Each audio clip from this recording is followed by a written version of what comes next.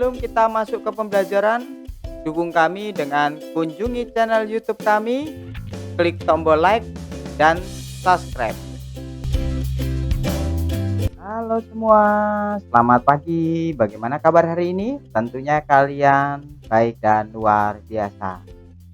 Kali ini kita akan belajar tema 2, persatuan dalam perbedaan. Subtema 1, rukun dalam perbedaan, pembelajaran yang ketiga. Sebelum kita mulai pembelajaran, mari kita berdoa terlebih dahulu. Berdoa mulai. Berdoa selesai. Dalam pembelajaran yang ketiga, kita akan belajar mata pelajaran PPKN, menelaah persatuan dan kesatuan terhadap kehidupan berbangsa dan bernegara beserta dampaknya. Pembelajaran IPA menganalisis cara makhluk hidup menyesuaikan diri dengan lingkungan.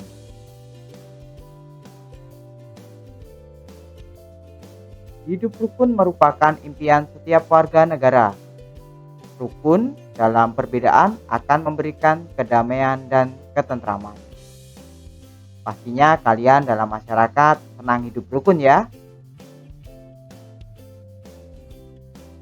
Dalam kegiatan yang pertama ini, silahkan kalian mengamati dan membaca teks berikut ini. Pagi ini, Udin dan teman-temannya sedang bekerja sama untuk mengumpulkan informasi tentang tanaman dan habitatnya. Mereka berdiskusi dan mencatat semua hal pengamatan. Meskipun mereka berasal dari latar belakang yang berbeda, namun perbedaan tidak menghalangi mereka untuk belajar bersama. Untuk melengkapi informasi, mereka pergi ke perpustakaan umum dan menentukan informasi tentang tumbuhan dan habitatnya. Berikut adalah informasi yang berhasil mereka peroleh. Pohon bambu mempunyai ciri khas yaitu mempunyai bulu-bulu halus yang tajam. Bulu yang tajam terdapat pada batang. Bulu tersebut melekat kuat dan dapat menyebabkan gatal. Tumbuhan beradaptasi untuk mempertahankan hidupnya. Adaptasi adalah ciri-ciri khusus yang dimiliki tanaman atau tumbuhan untuk hidup pada tempat atau daerah tertentu. Pastinya kalian melihat beberapa tumbuhan yang ada di sekitarmu memiliki adaptasi yang berbeda.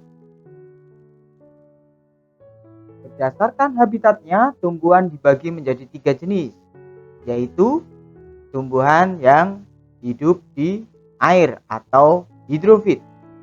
Tumbuhan yang sebagian tumbuhnya ada di permukaan air, akarnya berada di air, memiliki rongga udara dalam batang atau tangkai daun. Daunnya muncul ke permukaan air. Contohnya adalah tumbuhan kangkung dan tumbuhan enceng gondok. Yang kedua adalah tumbuhan higrofit. Tumbuhan higrofit adalah tumbuhan yang hidup di daerah lembab.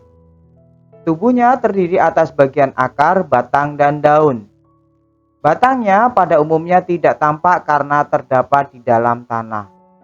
Daunnya yang muda umumnya melingkar atau melengkung. Contohnya adalah tumbuhan pakis. Yang ketiga adalah tumbuhan xerophyt. Tumbuhan xerophyt adalah tumbuhan yang hidup di tempat kering. Tumbuhan ini memiliki daun tebal, sempit, kadang-kadang berubah bentuk menjadi bentuk duri, sisik, atau bahkan tidak mempunyai daun. Batangnya tebal dan mempunyai jaringan untuk menyimpan air. Akarnya panjang. Contohnya adalah tumbuhan lidah buaya dan tumbuhan kaktus. Sekarang, tugas kalian adalah pilihlah salah satu tumbuhan dan amati cara adaptasinya. Kalian bisa mencermati berbagai tumbuhan yang ada di sekitarmu dan ambillah satu tumbuhan saja. Tuliskan cara adaptasi tumbuhan tersebut.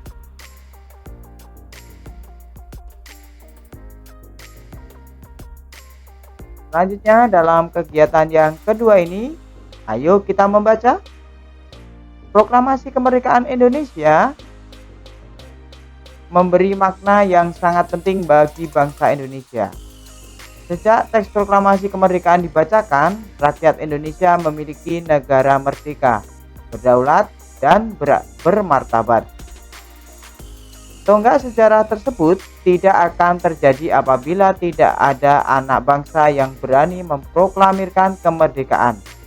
Mereka adalah pejuang bangsa yang tidak boleh dilupakan. Berikut adalah para pejuang yang telah berjasa terhadap kemerdekaan negara Indonesia. Yang pertama adalah I.R. Soekarno. I.R. Soekarno merupakan salah satu orang yang berjasa dalam mendirikan negara Republik Indonesia sebagai negara berdaulat. Bung Karno lahir di Blitar, Jawa Timur 6 Juni 1901 dan meninggal di Jakarta 21 Juni 1970. Bung Karno menyusun konsep teks proklamasi di rumah Laksamana Tadasi Maeda bersama Bung Hatta dan Mr. Ahmad Subarjo. Ia kemudian menandatangani teks proklamasi atas nama bangsa Indonesia bersama Bung Hatta. Bung Karno membacakan teks proklamasi kemerdekaan Indonesia di kediamannya di Jalan Pegangsaan Timur nomor 56 Jakarta. Sungguh luar biasa ya jasa Bung Karno. Yang kedua adalah Drs. Muhammad Hatta atau biasa dipanggil Bung Hatta. Lahir di Bukit Tinggi, Sumatera Barat 12 Agustus 1902. Beliau wafat di Jakarta 14 Maret 1980 pada usia 77 tahun. Bung Hatta menyusun konsep teks proklamasi bersama Bung Karno dan Mr. Ahmad Subarjo. Ia ikut menandatangani proklamasi atas nama bangsa Indonesia bersama Bung Karno. Muhammad Hatta adalah wakil presiden pertama Indonesia. Selain itu, beliau dinobatkan sebagai Bapak Koperasi Indonesia. Yang ketiga adalah Mr. Ahmad Subarjo. Lahir di Karawang, Jawa Barat 23 Maret 1896 dan wafat pada tanggal 15 Desember 1978 pada usianya yang ke-82 tahun. Beliau adalah Menteri Luar Negeri Indonesia yang pertama. Ahmad Subarjo merupakan salah seorang tokoh dari golongan tua yang berperan dalam mempersiapkan proklamasi kemerdekaan Indonesia.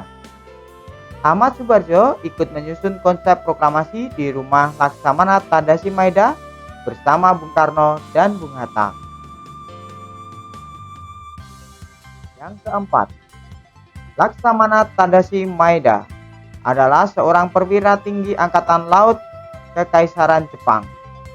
Beliau membantu persiapan konsep teks proklamasi kemerdekaan dengan mempersilahkan rumahnya digunakan untuk kegiatan yang sangat penting tersebut.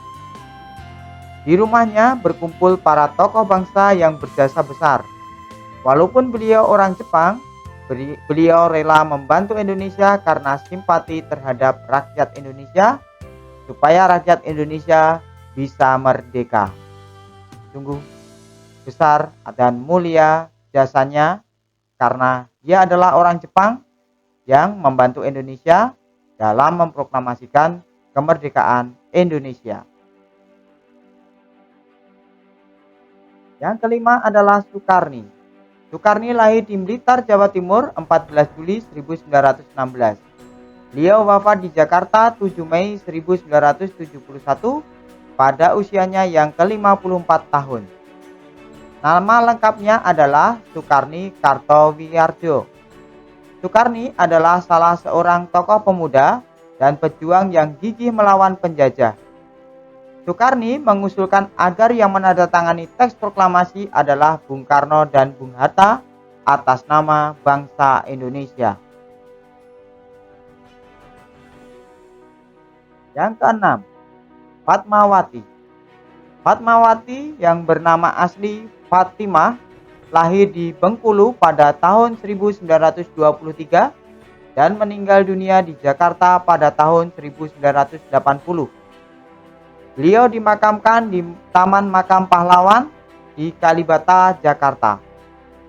Fatmawati menjahit bendera pusaka Sang Merah Putih yang dikibarkan pada saat upacara proklamasi kemerdekaan di Jalan Pegangsaan Timur nomor 56, Jakarta. Tokoh yang ketujuh adalah Sayuti Melik. Teks proklamasi kemerdekaan diketik oleh Sayuti Melik. Sayuti Melik adalah tokoh pemuda yang juga sangat berperan dalam proklamasi kemerdekaan Indonesia. Sayuti Melik mengetik naskah proklamasi setelah ia sempurnakan dari tulisan tangan Bung Karno.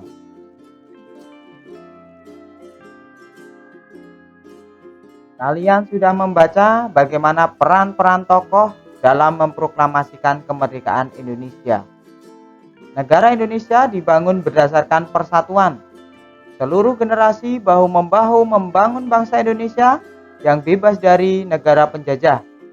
Dapatkah kamu bayangkan apa yang terjadi apabila suatu saat mereka tidak bersatu?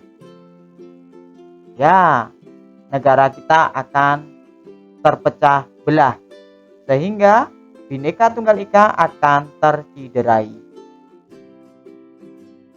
Tugas kalian adalah tuliskan semangat para pahlawan yang patut kita teladani dalam mempersiapkan kemerdekaan. Tuliskan 5 saja semangat para pahlawan yang gigih memperjuangkan demi kemerdekaan Indonesia. Tulis jawabanmu dan kirim ke kantong tugas yang sudah disiapkan oleh gurumu. Demikianlah pembelajaran hari ini. Semoga kalian bisa memahami semuanya. Dan sebelumnya mari kita tutup dengan berdoa. Berdoa mulai. Berdoa selesai. Kami ucapkan terima kasih kepada anak-anak yang sudah bersedia mengikuti pembelajaran hari ini. Tetap semangat, jaga kesehatan, jangan lupa tersenyum, patuhi protokol kesehatan, hidup ini indah. Sampai jumpa di pembelajaran selanjutnya dan dadah.